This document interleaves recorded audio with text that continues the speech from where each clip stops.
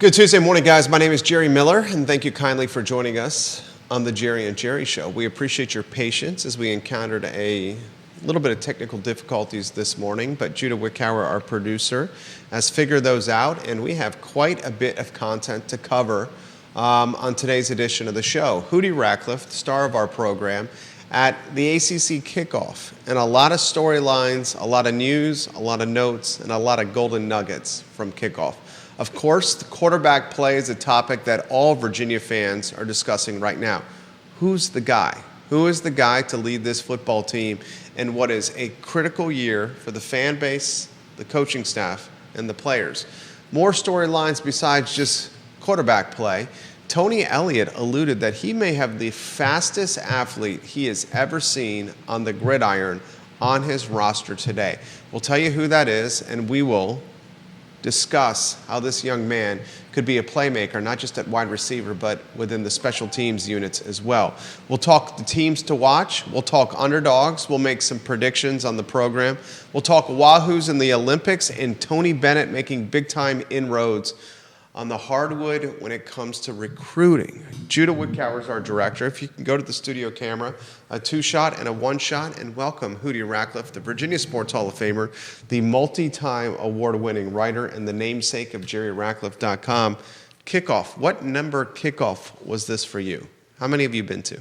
I think, let's see, at another newspaper, I went a couple of years when it was in Greensboro in the late 70s, early 80s, and then I've been to every one since 82, since I've been in Charlottesville. So however many that racks up to be, probably like 45 or something. But it used to be held in all over the South, and now it's the last, I think since 2015 or 16, something like that. It's been in Charlotte every year, so everything seems to be in Charlotte all the time now, which isn't quite as much fun. It used to be a golf event. You could play with the coaches and bowl people and have a couple of cold pops with the coaches afterwards. Yeah, it was a good way to get to know the coaches on a different level. Having played with so many guys and some of the commissioners and some great bowl people, played with Bobby Bowden, Ralph Friedgen, Tom O'Brien, Frank Beamer, so many coaches I've played with. Let's see, you rattled off a legendary Boston College head coach there, a legendary Virginia Tech head coach, a legendary Maryland head coach, of course, the Godfather, the Florida State head coach. Of all the coaches, the best golfer you have ever seen, all the football coaches you've played with? Of the ones I've played with was Frank Beamer. Really? He was pretty good. What are we talking, scratch? I wouldn't go that far, but Okay. But he could hold his own. He was pretty good. He wasn't quite on the level of Spurrier and a couple of those other guys that could play, but he was good. He slowed down a little bit now, I think, but he was really good. What was Frank Beamer's game like? Long off the tee, short game, great with the putter? I would say good ball striker. Wasn't enormously long off the tee, but he was accurate, and I think that was probably the good thing. He didn't make many mistakes. There you go. Kind of like his football coaching. Maybe the toughest question I've asked you here: the worst golfer you've ever seen or played that with? I've played with. Oh wow! From a coaching standpoint. From the coaching standpoint, probably. Oh gosh, I'm trying to think of his name now.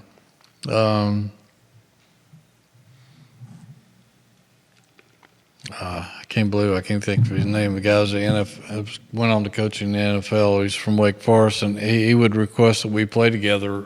Jim Grobe? No, Jim Grobe was pretty good. He was before Jim Grobe, and went on and coached with the Colts and the Lions, head coach of the Lions. Why can't I think of his name? Jim Caldwell. Okay. Wasn't a good golfer, but he was Caldwell great. was the head coach of the Lions. Yeah, head coach of the Lions. Yeah, we hit it off really well. He wasn't a particularly good golfer, but he liked to play, but he was fun to play with, and we got along. And he would request that I be his partner every year at the event because we had such a good time together. But wasn't a very good golfer. So what's a Caldwell shoe? Are we talking like 100, 110? What are we talking? Well, You picking up some balls in the to finish the hole? Is that what we're doing? Yeah, probably so. But the ACC Kickoff golf event was always a scramble. So, okay. So you never really knew exactly what somebody was shooting, but probably would have shot in the triple digits somewhere. So he's out there having fun. A lot of us can relate to that. How about this question? The best player you have seen, football player on the golf course, or athlete in general? Because this man's extremely passionate about golf. Who do you reckon? Well, I played with Danny Cannell. He was pretty good. Quarterback, Florida State? Yeah, I played with him. And I don't think anybody else that I played with was of his caliber. Ted Roof, who I played with as head coach at Duke, but I first met him at the kickoff when he was playing for Georgia Tech, and we were teamed together. And he was pretty good. Bobby Bowden was one of the most fun guys to play with. Very interesting guy, good golfer, and Ralph Friedgen was probably the most intense. Really? He would get a little hacked off if somebody missed a shot. But it's been fun playing with a lot of those guys over the years. How about Ted Roof, guys? If memory serves correct, a linebacker for the Ramblin' Wreck of Georgia Tech. Your good memory. Former Duke head coach. You also highlighted Cannell, obviously a quarterback with Florida State. Was he in the red? Was he scratch golfer? He wasn't scratch, but he could hold his own. So we're talking single digit? Probably shooting. Yeah, probably could break 80 most of the time. Okay. That's pretty good. Chris Winkie was pretty good. Yeah, quarterback Florida State? Yeah, played with a few Florida State quarterbacks. I don't know how that ever happened, but it did. And that was sometimes you get matched with a player. Didn't always happen, but every now and then you would. The best and worst Virginia, UVA. I don't think I ever played with a Virginia kid in this event. Even not at the kickoff, in general, anytime you played. Because you play with a lot of them. You played with the Barber twins. I did. I played with Rondé, and it, to be fair to him, that was only his second round of golf. Was this at Wintergreen? This was at Lake Monticello in a 100-hole event. So we played all day. And I hope you had a golf cart. We did have a golf cart. He's a much better golfer now. He's a pretty good athlete, and golf became a passion of his. So he's a much better golfer now than he was back in those days. I think he might be the only UVA player who was a player at the time that I played with. Mark Ivaroni I played with, but he was already out of school. He was a pretty good golfer. NBA coach. Yeah, and NBA world champion. Yeah. I don't think I've played with any other Virginia guys. No coaches? I don't think any of the Virginia coaches ever played. Al Groh didn't. I think he played in the event 1 year, but that was it. And George didn't play at all. You offered, in fact, to offer some tutorial sessions to the late, great George Welsh. I did. I always thought that would be a good hobby for him because he's a good athlete. I mean, he was. I think he played baseball, and he was a Heisman finalist as quarterback at Navy. So I thought he had some promise as a potential golfer to give him something to do in the off season, but I never could convince him. And then many years later, after he retired, he said he wished he had taken my advice and learned how to play. But I tried to help him, but just didn't want to do it. I see Coach Tony Bennett from time to time Tony playing Bennett is a very good golfer. the par 3 at the Boar's Head. Yeah. I'm sure he plays the big course too, but and he plays at Farmington from time to time. Obviously, after he won the national championship in 2019, one of his requests was to play Augusta, him and his dad, and that happened. Some people got him on, and I don't know what he shot, but I think he played pretty well. He's a good golfer. He probably wouldn't want me to tell this, and I probably shouldn't, but when I played the recently added or renovated short course at Farmington a few years ago, right after they had opened it, I got through playing, and the pro came up and asked me if I set the course record, and I didn't. I played well. Played with Bowen Sargent and Mike Guthrie, and that's Mike Guthrie's stomping grounds over there. Yeah, and I played well that day. I made every putt I looked at, but and which led Bowen Sargent to nickname me the best putter in Charlottesville, which is not true, but that's high praise from Coach. Yeah, but when we got through, the pro asked me that, and I said no, but I played well. And he said, "You know who holds the record here on the short course?" And I said no, and he said Tony Bennett. Wow. So Tony can play. He's a good athlete. I would imagine just about anything competitive he's going to excel at. His table tennis game is a game to be feared. Yeah, he's a demon at the ping pong table. Yeah, table tennis, and you see it in the Olympics now. Yeah, and he's a good tennis player. Can still shoot the 3, so he can do it all. Viewers and listeners, I love reminiscing with Hootie Rackliff here. A lot to cover from kickoff. Why don't we start with an open-ended for you to offer some commentary, any topic you want to go on ACC Kickoff, and then I'll ask some more pointed questions. Talk to us about what you saw and what stood out to you. Well, I thought the main thing was that the commissioner, Jim Phillips, was a little more outspoken than he normally is. He's fired up. I thought it was about time. I thought he had it was way overdue for him to have some harsh words for Florida State and Clemson in their attempt to bail out of the league. He called it a disruption and a distraction, and it was hurting the league. And about darn time. He was absolutely accurate, and again, I thought he had been kind of a milquetoast guy up until then, so I was glad to see him show some brass in doing that. I think he probably earned a little more respect by being critical, and I think the deadline is either come and gone or rapidly approaching, and Florida State Clemson, neither one has filed to leave, so they're going to stick around for at least one more year. I don't know where they would go if they did get out of their grant of rights contract with the ACC, because the SEC doesn't want them, at least allegedly doesn't want them. Big Ten allegedly doesn't want them.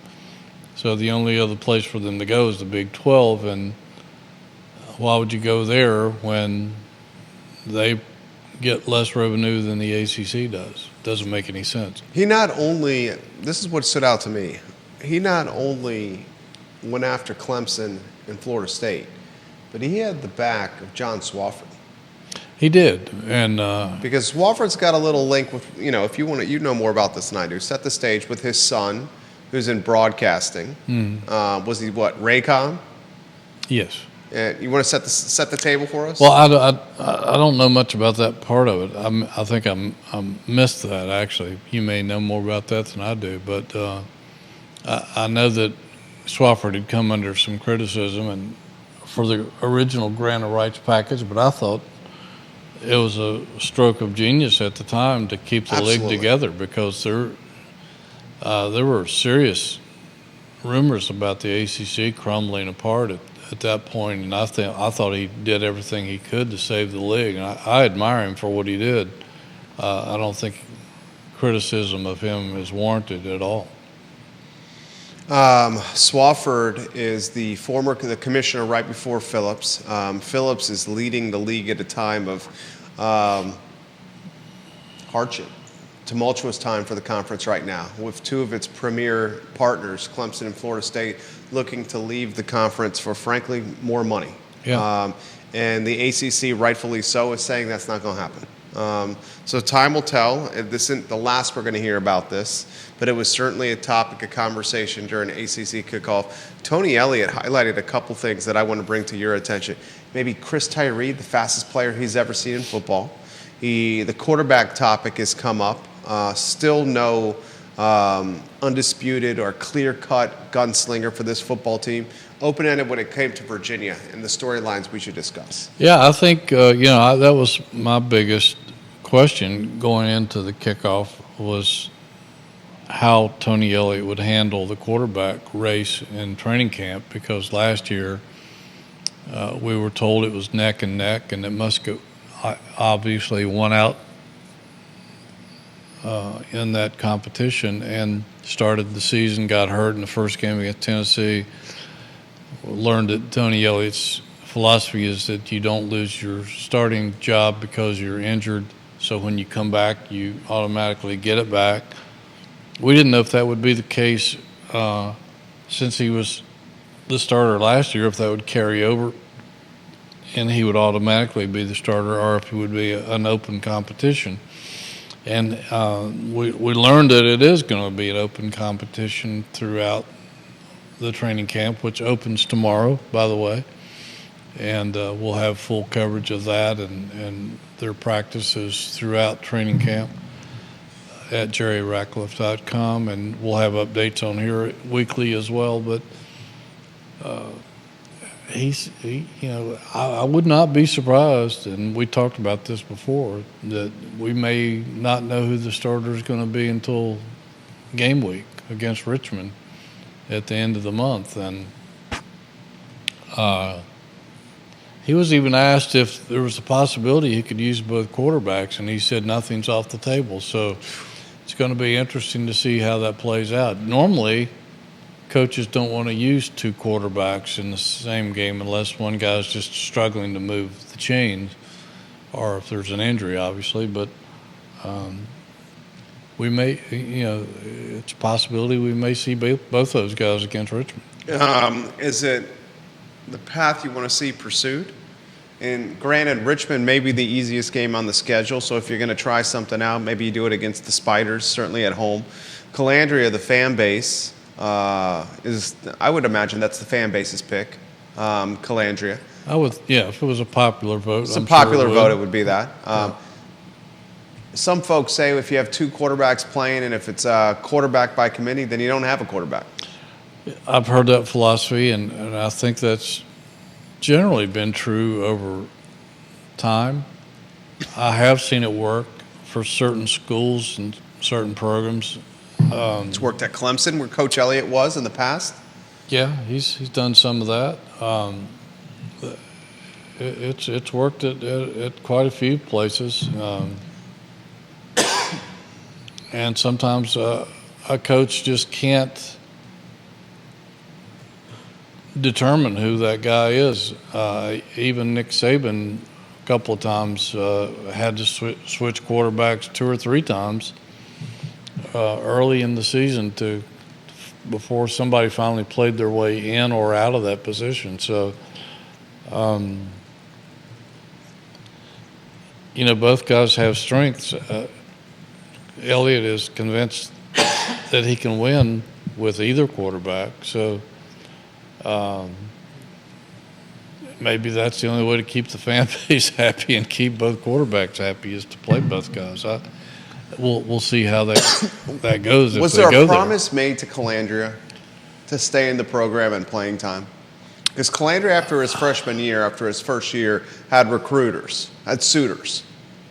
Yeah, I don't know. I don't know that we'll ever know. I do know that he wasn't going to leave. The money was not an enticement, I don't think, for him, because he comes from a family that's well off. So I don't think money was an issue. although I do think he was given a nice NIL package anyways. But as far as playing time goes, I don't know. I don't know that we'll ever know that. Calandria, guys, a rising second year with upside. Musket, more of a game manager. This is the talk of the fan base right now, whether on the message boards, whether at the water cooler, whether at the watering hole, over the dinner table, on jerryrackliff.com. Anyone pointed to Tony Elliott, who the guy is or who the leader is right now? Who has the edge right now? Yeah, and he said it was, at least he said it was neck and neck, a toss-up at this point. So I don't know if he would tell us, and I'm sure he knows. But we've heard rumors that Musket is ahead, but we haven't had any confirmation of that. So he may just want to keep it close to the vest and keep these guys sharp so they can push each other and continue to improve through August. One of the guys that certainly is going to help either quarterback out is Chris Tyree, and I'm on jerryrackliff.com, the lead headline in the football section, Elliott on Tyree, fastest I've ever been around. Good night. And we know that some of the talent, he was around at Clemson for more than a decade. Oh, my gosh. That speaks volumes. I mean, Tyree, who's from Thomasdale High School in Chester, was he's at a world-class level in speed, in terms of speed. He calls himself the Jet, so I imagine that nickname will stick. And he couldn't take Rocket because that was already used up at Notre Dame by Rocket Ishmael. But he and the Rocket and Tim Brown are the only the only three guys in Notre Dame history who have scored a touchdown rushing, receiving, punt return, and kick return. And so that gives you some idea. There's a nice little video of him returning an 82-yard kick for a touchdown at Notre Dame last year. I think they were playing Wisconsin, or I'm not sure. But in that story on my website, Julius Jones, Thomas Jones' little brother, was the other one to do that at Notre Dame. But he had over 1,000 yards in kick return yardage, over 3,000 total or all-purpose yards during his Notre Dame career. So the guy is just fast. I mean, we haven't seen him timed, but Tony Elliott said if he pursued track, he might be good enough to be running right now in Paris. He called it world-class speed. Yeah. I mean, world-class speed here.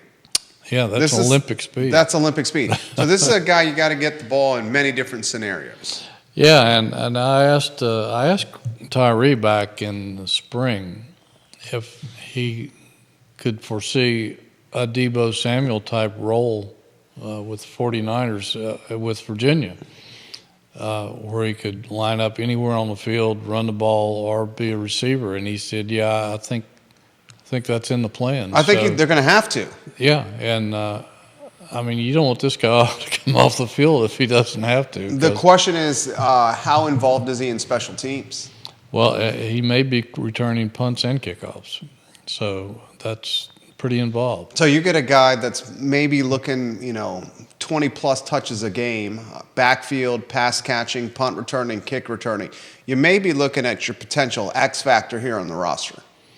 Yeah, and as a matter of fact, in the ACC preseason polling of not only the teams, but they ask you to name an all-ACC preseason team, and I voted for him not only as an all-ACC receiver, but athlete, as a returner, specialist returner. Yeah. So I think he's that good. That's a guy we certainly got to watch. He's got an impact he's going to make, the local boy here in Charlottesville. He's a guy that I would think Musket and Calandria certainly are going to focus on. The football team, the coaching staff are going to focus on. How about other playmakers on the roster we should watch out for? Do we go Pace? Do we go the kid from Monticello's that's also a wide receiver? I think this could be a breakout year for Malachi Fields. He's been on the verge of having just spectacular seasons. And I think he got a little banged up last year, but he had a pretty nice season considering that. And he took a little pressure off of Malik Washington last year because people were doing everything they could to stop him and still couldn't. When Malachi was healthy and on, that took a lot of pressure off. They needed a third guy that never really developed, but I think this year he could be one of the big keys on offense. And then Andre Green, who transferred from North Carolina, another Virginia boy from Eastern Virginia, I think he has a lot of potential. And they have some other guys in that receiving core who are pretty darn good. And then Kobe Pace at running back, were Keith Gaither, the running backs coach, says he thinks Pace is as good as any back in the ACC, and we'll see. We haven't seen that yet. Certainly he started some at Clemson before he got hurt 2 years ago. But if they can, one of the big storylines that I asked in Charlotte and again here at a sort of a media day function this past Friday, was the offensive line. If they can do their job, then this offense has great potential. But neither quarterback is going to be able to be nearly as effective, and neither is Pace or any other running back unless this offensive line can come together. And I asked Tony how critical it is for that to happen, and he said that's priority one going into camp, is to make sure that this offensive line develops. And I sat down with the offensive line coach, Terry Hefferman, and he's got a lot of faith. He believes these guys have made some big strides in the offseason, and we'll get it done. That's the priority one, priority two, priority three, the offensive line with this football team. Of the two quarterbacks, if offensive line is a point of concern and the quarterbacks are going to have to play out of the pocket on the run for protect, just to keep themselves healthy, which of the two is best suited for that? Oh, without a doubt, it's Calandria. He moves better. He's outside the pocket. Not that Musket can't, but Calandria. He's a plus at that. Yeah, he in fact, some of his numbers last year were better. He was better throwing on the run than he was out of the pocket, and he's not bad in the pocket. But Musket is more of a pocket guy who can run if he has to. But I think he'd prefer not to if he doesn't have to. Calandria is a guy that is not the tallest, so sometimes playing out of the pocket might offer him better sight lines downfield. This is true. We'll follow it closely. How did the rest of the media in the conference look at Virginia football? What was the level of respect or preseason prediction for this football team? Well, you didn't get as much flavor for that this time around because, again, the mass media wasn't there like it was in the past when you got to talk to a lot more people over a 2-day period. Now it's spread out over 4, and so a lot of the people you normally run into just weren't there. They were there another day, so didn't really get a gauge on that this time around like I normally would. But I think because Virginia has won 3 games 2 years in a row, and I think I'm just guessing, not having anything to really go on, but I think the ACC media is probably, as a whole, probably pretty still down on Virginia and show me that you can do better than 3 wins. So I expect that their preseason prediction in the poll that may come out later today, I'm not sure, but I imagine it'll be pretty far down the list out of 17 schools. How about the program in Blacksburg? What's the buzz with Virginia Tech? Tech was there the same day as Virginia, so did run into some people who cover Tech. They're pretty high on them. I think they're predicted in the top 5 by most people, and some people as high as number 3. and with good reason. They have a lot of talent returning. They do. Drone is a quarterback that people are going to have trouble dealing with. They've got a good running back. They've got a decent offensive line. They've got a good defense. They didn't lose a lot of people, so they're going to be, at least the expectations are, they should be a force to be dealt with. Did anything change for you in regards to Elliott's program after kickoff? Are we still seeing potential success if they can flirt with that 5-win, 6-win marker? The one thing that I didn't know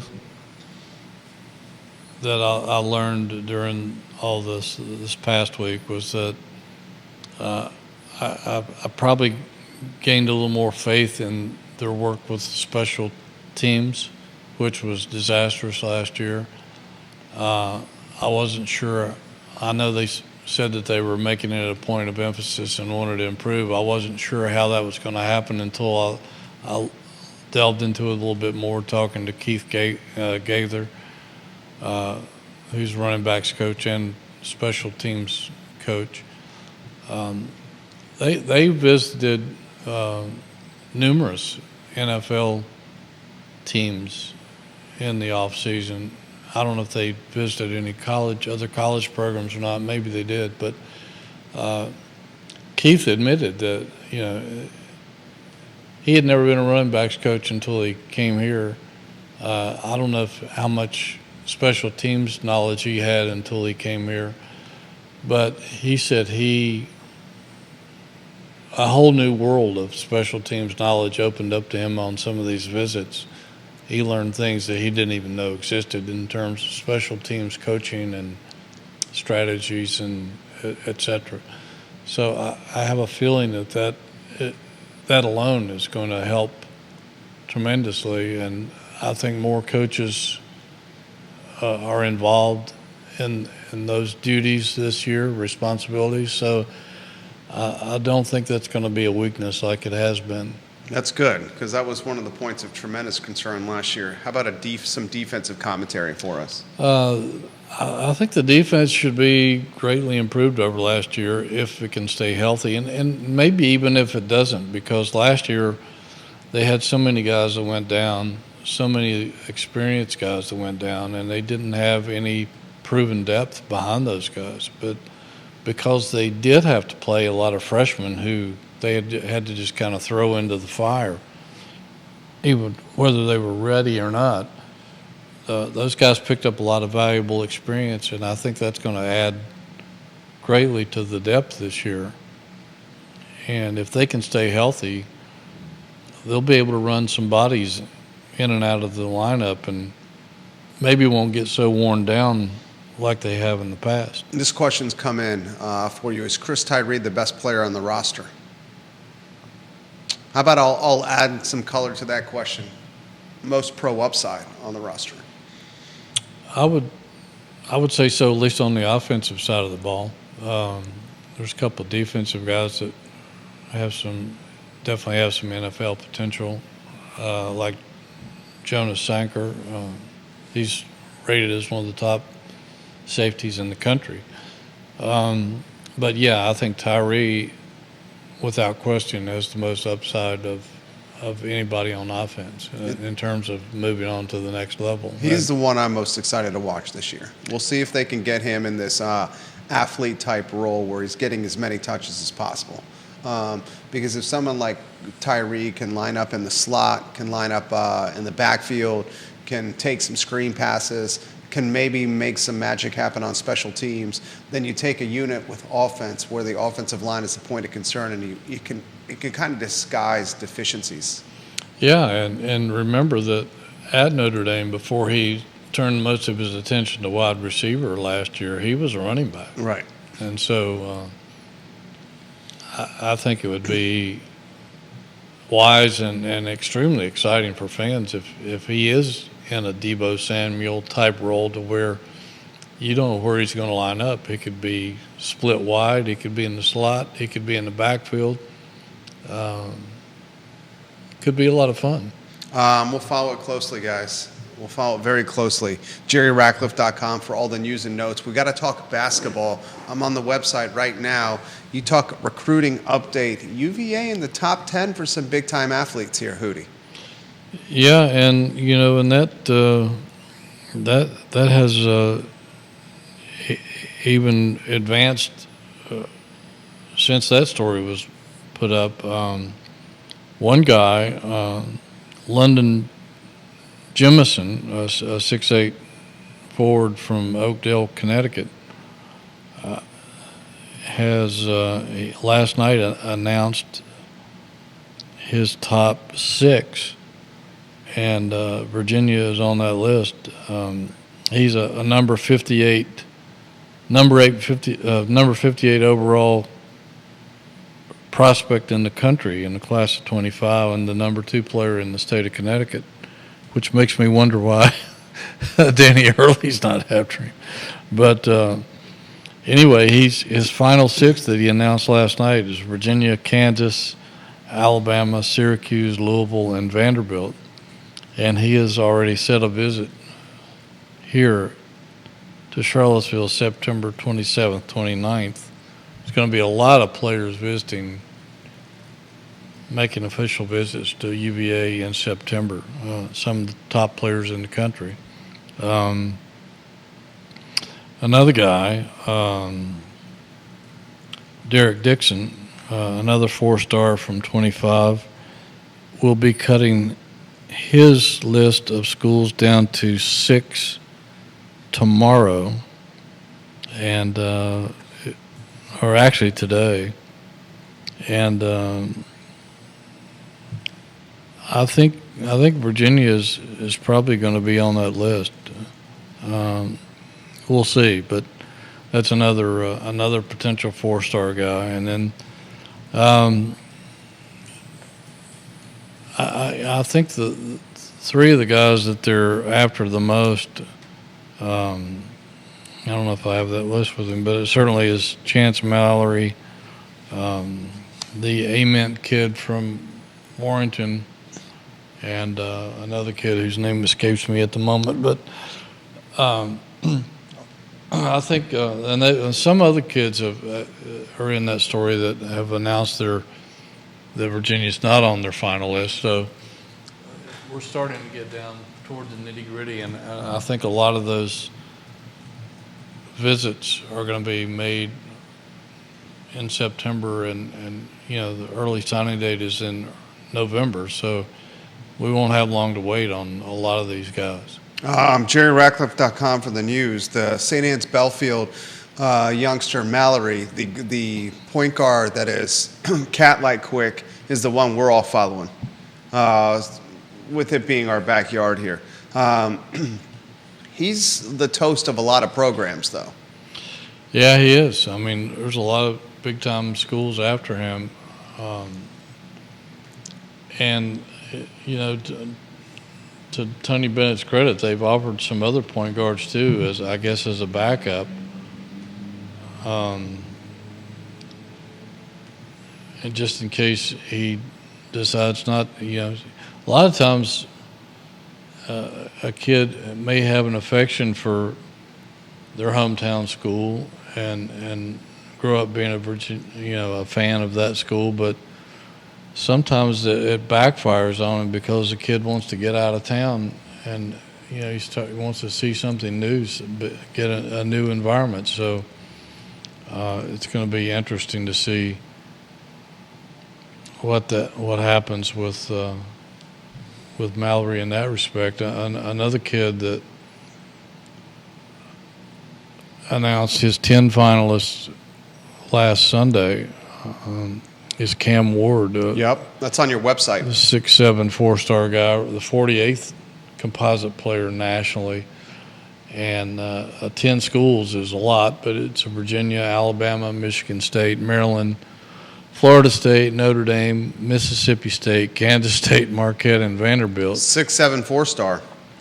Yeah, and he's legit. I mean, he's a really good player, and I thought it was interesting that it seemed like everything that he listed as far as what he wants in a program sounded like he was reading off a Tony Bennett recruiting manual, because he wants a school with a winning culture that has a family aspect and values relationships. He wants a coach that cares for you outside of basketball. I mean, who That's does Tony that Bennett. better than Tony Bennett.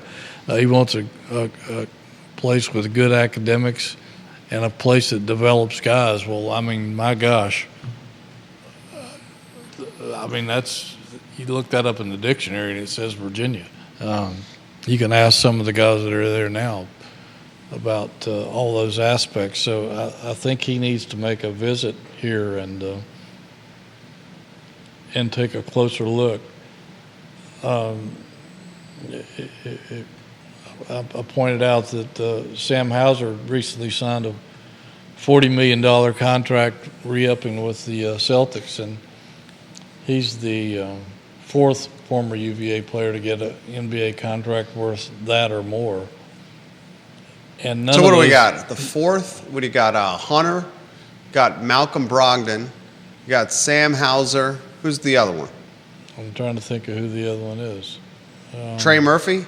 Yeah, Trey Murphy. Okay. And none of those guys were top 50 high school prospects. So that shows you how Tony Bennett's program, which is known as the developmental program, can help a guy take his game to the next level. And I also like that sample pool because you got two guys recruited to the program out of high school, Hunter and Brogdon, and you got two guys that entered the program from the transfer portal. Yeah, and we're only here 1 year. Right. And made some great strides. So you can point to both. We could do the portal, or we can take you out of high school and develop you. Mm-hmm. And you know, all four guys have something pretty good in common. They all can shoot the long ball. This is true. And of course, Joe Harris, I guess, is not around any longer, but I imagine he had a pretty nice contract too. And he could shoot the long What's ball Harris as good doing as these anybody. days? I don't know. I haven't seen any updates on him lately. I might have to look that up and try to figure out where he is. Some of the UVA guys were back in Charlottesville this past week. I know Diakite was here. Guy was here. Kyle Guy was here. Yeah. I wouldn't be surprised to see Kyle Guy end up as a coach someday, because he just seems to have that ability to communicate well with players and teach the game, and has such a likable personality. I think he could be an effective coach. Kyle Guy still chasing the dream in Europe as we speak. Yeah, making good money. Making good money. He's got a wife, he's got children, got a family. How about the Jeff Jones reunion? Yeah, I should have. I told myself last night I should have asked Jeff to come on the show today and talk about that reunion, because I know he would have. They have a reunion, I think, every year, but this one I think was special for some particular reason. And all the guys from that '95 team went down to Jeff's house in I guess it's somewhere around Norfolk. I don't know exactly where he lives down there, but How's his health? I think it's good. The last time I talked to Danielle, his wife, she said he was doing well, and that's been a few months. But he looked really good in the photo that I saw on Twitter last night of him, and that's a very close basketball team. I see Corey a lot, Corey Alexander, obviously because he's doing games. He's a color commentator for the ACC Network. Yeah, I run into Junior Burrow every now and then, and they always talk about how they are all on the same Facebook page or something. They're always communicating. They have a text group that they group text each other a lot. So that is a particularly close basketball team. Williford in that picture? Yeah, Jason's in that picture, and Jason also talks about that, the close relationship those guys still have. It was one of the best Virginia basketball teams ever. I mean, if you go back to when Jeff Jones recruited that group, the bulk of that group, they were the number 2 recruiting class in the country, behind the Fab Five of Michigan. So they had some talent on that squad, and they came within a hairbreadth of making it to the Final Four against the loss to Arkansas's 40 minutes of hell just because Corey was out, and I think Harold Dean was just worn out because the bulk of the action was on him, and certainly going up against Arkansas, that was not an easy task because they pressured you from wire to wire. Yeah, baseline to baseline. That was Coach Richardson's one of his best teams. Yes, it was. With the Razorbacks. What are you working on with JerryRackliff.com? What's in the hopper? Well, we're going to be... Can't wait for football. We're going to be, we'll be there tomorrow for the first practice, and have a story in the hopper about the offensive line, going into great detail with Coach Elliott and Coach Hefferman about just how valuable that is and where all those guys stand, and just a really in-depth look at the offensive line. A little bit about special teams. We have a nice story up this morning about Lauren Coughlin, the Virginia golfer who, at age 31, never gave up her dream, and Sunday won the essentially the Women's Canadian Open, which used to be a major, and players still consider it a major. And she played really great and closed it out. And I'm so happy for her. I've gotten to know her. Her husband, John Pond, a former UVA football player, is one of her. She kind of a part-time caddy, but somehow she convinced Jerry McNamara. I'm not sure McNamara's the right name, but who used to be Annika Sorensen's caddy for all those great years she played. He's come out of semi-retirement and carried her bag some in this season, and I think that's helped her a lot as well. So a nice little story there. She comes here every year and works with the First Tee program, which is heartwarming to see. That's near and dear to your heart. Yeah. It was just, she has an affection for that group. She was in the First Tee program when she was a young kid. We'll keep up with basketball recruiting, and again, hopefully the ACC football poll will be out sometime today. And we've got bukus of football story. It's like drinking out of a fire hose pretty soon. I can't wait to read the scatter shooting, the golden nuggets, and the commentary. JerryRackliff.com. I'm on the website literally multiple times every day. One of the first websites I visit every morning. Oh, and we'll be keeping up with all the Wahoos in the Olympics too. The kid out from out in Crozet did something. Made it to the semis today. Yeah.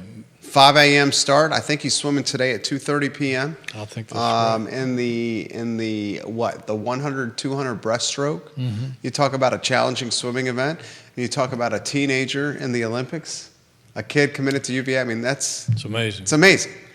At this point, when I was his age, going into my first year at UVA, I was into some tomfoolery and things I shouldn't have been. This guy's chasing a gold medal. Yeah. It's absolutely amazing. We were all into the tomfoolery. Yeah, and this guy's into gold medal. Chances to win a gold medal. Absolutely amazing. Just a completely different type of mindset and maturity for a kid like that. Judah Wickower, we appreciate you getting us back online. Thank you kindly for that. He's a wizard.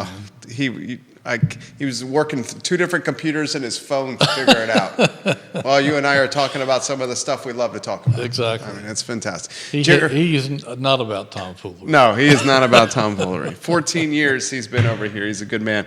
Jerry Rackliff of JerryRackliff.com. Judah Wickower behind the camera. My name is Jerry Miller. It's the Jerry and Jerry Show. Thank you kindly for joining us. So long, everybody.